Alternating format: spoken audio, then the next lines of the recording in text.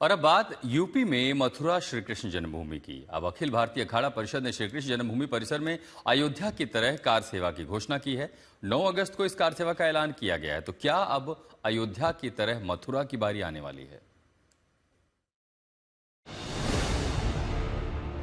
अयोध्या के बाद श्री कृष्ण जन्मभूमि के लिए कार सेवा। 13 अखाड़ों ने शुरू की कार सेवा की तैयारी, सियासत भारी।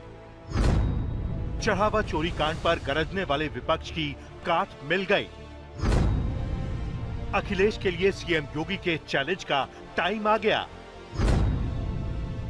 9 अगस्त को मथुरा में क्या क्या होने वाला है?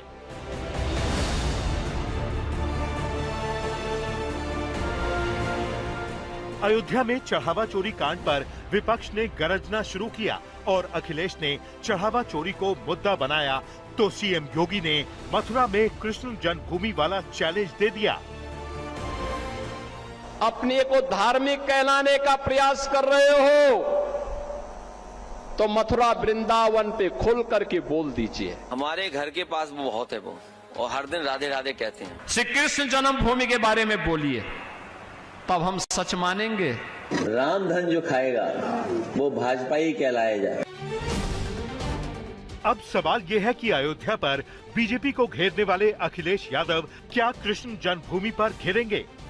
क्योंकि अब मथुरा में श्री कृष्ण जन्मभूमि पर कार सेवा का आह्वान हो चुका है और बाकायदा इसके लिए तारीख का ऐलान भी हो चुका है। 9 अगस्त को श्री कृष्ण जन्मभूमि के लिए कार सेवा का ऐलान किया गया है। सब संतों ने आह्वान किया है कि चलो मथुरा चलें और हम सबका प्रयास है मथुरा चलेंगे और हमारा मंदिर वहाँ बनना है, उसको बना के रहेंगे। ये भी आस्था रखते हैं, सभी वहाँ पहुँचेंगे और सबकी एक ही डिमांड है कि हमारा मंदिर का निर्माण तुरंत हो जाए, क्योंकि अगर अभी नहीं फिर कभी नहीं। ये महंत रविंद्र पुरी की घोषणा है, उस अखाड़ा परिषद की घोषणा है जो देश के 50 लाख से अधिक साधु संतों, सन्यासियों और नागाओं की प्रतिनिधि संस्था है।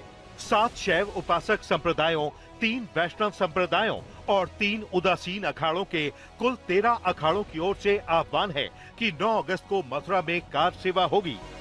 भारत में 9 अगस्त क्रांति दिवस के रूप में मनाया जाता है और निश्चित रूप से अगर कृष्ण जन्मभूमि के लिए कोई क्रांति संतों के नेतृत्व में हो रही है तो सभी संतों को एकजुट होकर के उनका साथ देना चाहिए। हालांकि साधु संतों ने अभी रूपरेखा नहीं बताई है। इस कार सेवा के लिए जिन लाखों साधु संतों को मथुरा में बुलाया जा रहा है उसमें क्या किया जाएगा? क्योंकि मथुरा में फिलहाल श्री कृष्ण जन्मभूमि पर मंदिर विराजमान है और पास की विवादित शाही ईदगाह मस्जिद में किसी तरह के निर्माण पर अदालत से रोक है। भाई 9 अगस्त को जो कार सेवा होनी है उसमें समस्त भारत के लोग, समस्त सनातन धर्म प्रेमी और समस्त भगवान श्री कृष्ण के भक्त लोग उसमें भाग लेंगे। जिस प्रकार भगवान श्री राम का मंदिर बना है उसी प्रकार भगवान श्री कृष्ण का भव्य और दिव्य मंदिर बना।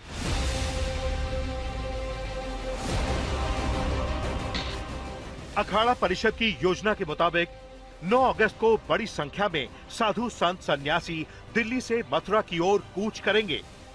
मथुरा पहुंचने के बाद जन्म स्थान के करीब कान्हा को माखन मिश्री का भोग लगाया जाएगा।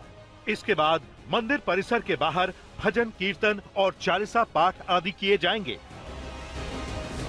जैसा कि सीएम योगी अखिलेश यादव को मथुरा में श्री कृष्ण जन्मभूमि आंदोलन में जुड़ने की चुनौती दे चुके हैं, क्या ये वही आंदोलन है जिसका ऐलान अखाड़ा परिषद ने किया है, जिसके लिए कार सेवा शुरू हो रही है? भारतीय जनता पार्टी ने गांव-गांव में चंदा किया था, अभी तो उसका हिसाब किताब नहीं हुआ है।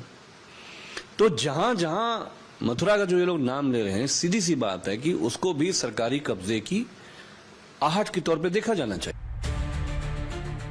हालांकि इस पूरी योजना को विश्व हिंदू परिषद ने अभी तक कोई समर्थन नहीं दिया है और अखाड़ा परिषद की ओर से किए गए इस आह्वान से वीएचपी ने दूरी बनाए रखी है।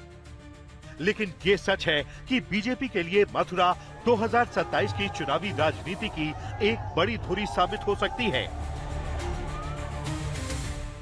भाजपा मथुरा में एक बार फिर हिंदू भावनाओं को भड़काकर सत्ता का खेल खेलना चाहती है, लेकिन राम मंदिर निर्माण गवाह है कि वहां पर मंदिर बना माननीय सुप्रीम कोर्ट के आदेश के बाद भाजपा ने तो ट्रिपल तलाक पर कानून बनाया, लेकिन राम मंदिर का निर्माण कानून बनाकर नहीं किया।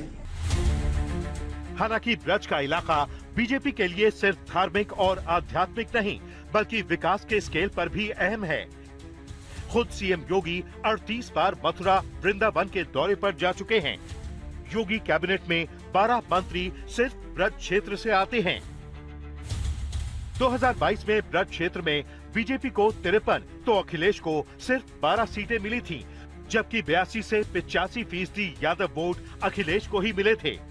लेकिन 2024 लोकसभा चुनाव में समाजवादी पार्टी का प्रदर्शन सुधरा और बीजेपी 53 सीटों से घटकर 42 विधानसभा इलाकों में ही बढ़त पा सकी, जबकि समाजवादी पार्टी 12 विधानसभा सीटों से आगे बढ़कर 23 विधानसभा इलाकों तक पहुंच गई। ऊपर से 2024 में इंडिया गठबंधन को करीब 87 से 89% तक यादव वोट मिले। यूपी में 2027 के विधानसभा चुनाव अब नजदीक आ रहे हैं। ऐसे में हिंदुत्व की पिच पर सीएम योगी अपने चिर परिचित अंदाज में खेल रहे हैं। इस बीच मथुरा में साधु संतों की कार सेवा सीएम योगी के मिशन को पूरी धार देती हुई दिखाई देती है। लखनऊ से संतोष शर्मा के साथ आज तक ब्यूरो।